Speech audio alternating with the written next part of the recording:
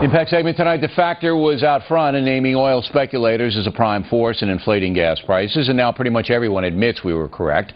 White House spokesman Dana Perino acknowledged the speculators are manipulating short-term prices, but there are some who are defending the traders. The Wall Street Journal and ABC's John Stossel to name two, and Mr. Stossel joins us now.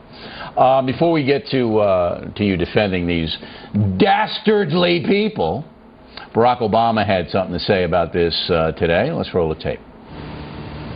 I will fully close the loophole that allows corporations to engage in unregulated speculation that artificially drives up the price of oil. Do you know what that loophole is? Can you explain it so people understand it? Because I can't.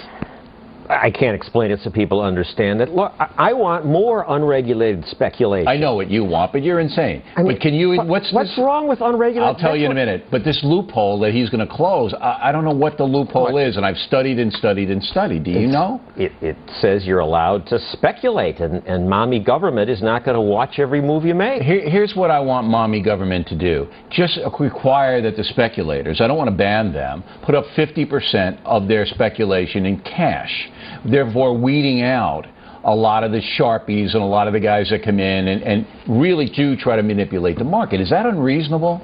Yes, because those Sharpies make the market better. And they make it better. They make it better. All that buying and selling lowers prices eventually. It keeps the market liquid. It means if you're buying for 40, you can find someone wwho will take it for 40. I'm going to walk through my scenario, which is correct, I think, and you tell me where I'm wrong.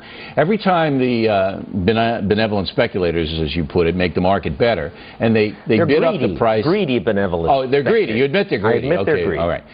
Every time they bid up the price of oil because of some kind of threat from Iran or some refinery has a mouse in the basement, whatever it may be, the oil companies then raise the prices and point to the speculators saying, hey, look at the price of the barrel. So you pay, I pay, all the folks pay more money based on not supply and demand, but somebody's wish fulfillment of what they think, somebody's guess of what they think the price of oil is going to be in 6 months to a year. That's not right. That's not correct. Yes, it is correct. So what if that happens? Because it happens on the upside and there's this buyer's panic. It also happens on the downside and gives us lower prices at other times. But it doesn't happen on the downside when everybody's now saying we have a terrible situation in the Middle East with Iran.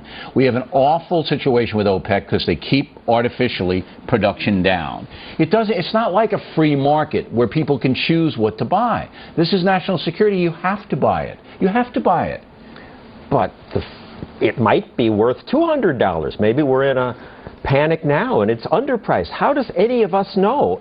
The people putting their own money making advanced purchases. That's what I want them to put, their own money. Put it down. When I buy a stock, when you buy a stock, we have to pay for the stock, Stossel. We have to buy the stock. You could pass rules like that. That's what I want. There would be far less speculation. Yes. You'd be happy. Yes. Prices would be higher. No. The market would be far less liquid. No.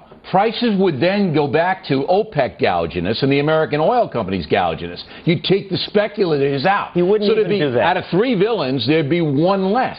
They would just borrow money from some investment bank and do the same thing. Let them borrow. Then it's on them. They have more of a risk. It's on them now. If they pay 10% of their own money and they buy $100 worth of oil and it goes in the wrong direction, they lose everything. And you, of all people, because you know the scam, and what happens when they go bust? What happens? They go out of business.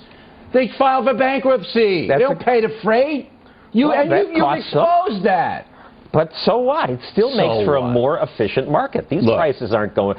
Speculation might make this much difference. No. If it makes it on the upside, it makes it on the downside. Everybody knows now. Even Barack Obama and the White House agree. What do they agree on? They're pandering for votes. Pandering! But the regulation under President Obama, there'll be an investment department and Hillary will run it maybe, and she'll decide this is good speculation, this is bad speculation. All there has to be are some rules of engagement, which, by the way, Bill Clinton knocked out in the year. They used to have them. In the year 2000, Clinton knocked them out. Now, all I want to do is go back to what we used to have here, so that there's some kind of order and not panic in this market. There will always be panics, and more regulation isn't going to stop that. Well, competition regulates regulation. Here's what I think should happen. We should legalize drugs like you want. and then we should give all the drugs to the speculators so they OD and they'll all be dead. How's that? Well, that's not my vision of how the world should be. But I want to merge your vision of good speculators, Of free legalize people drugs. being able to invest the way they want, and adults no being regulation. able to poison themselves the way they want. One date. No regulation. One date for you, Stossel, 1929.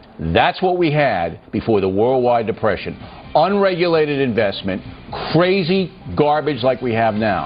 And I'm telling you, it shouldn't happen. John Stossel, everybody, always takes the fire. Good to see you, John. Thank you. And we'd like you to vote on our new Bill O'Reilly.